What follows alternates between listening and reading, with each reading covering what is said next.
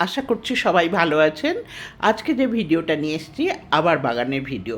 আপনারা তো সবাই জানেন আমার যে ভিডিওগুলো পোস্ট করি তার মধ্যে ঘুরে ফিরে বাগানের ভিডিও আসবেই কেন। আমি খুব গাছ পাগল মানুষ। আমি এত ভালোবাসি, আমি কেন আমাদের পুরো পরিবারটাই ভীষণ গাছপালা ভালোবাসে। আমরা যেখানেই থাকি না কেন, ছোট ফ্ল্যাটে বলুন আর বড় বাড়িতে বলুন, এখানে গাছ ফুল না হলে আমাদের জীবনটাও অধুরা থাকবে। আশা করি আপনারাও আমার মতো গাছ ভালোবাসেন। যাই হোক, এখানে আমি গোলাপের যত্নের কথা বলছি। আমি যেভাবে যত্ন নিই, গোলাপের জন্য কিন্তু খুব দরকার সূর্যের আলো, আর শীতকালের দিনে একটু শিশির। শিশির আর সূর্যের আলো কম্বিনেশন পড়লে এই জন্য একদম হেসে খেলে জীবন্ত হয়ে ঘুরতে থাকে, যেন মনে হয় সারা দিন মাথা দুলিয়ে গান গাইছে।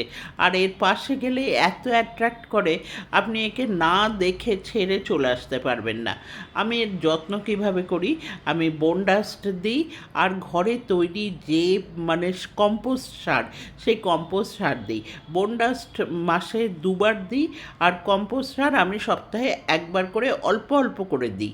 আর যদি সর্ষের খোল ভেজা জল পাই, তাহলে সর্ষের খোল ভেজা জল 1-2 চামচ করে দিই, বেশি দিই না।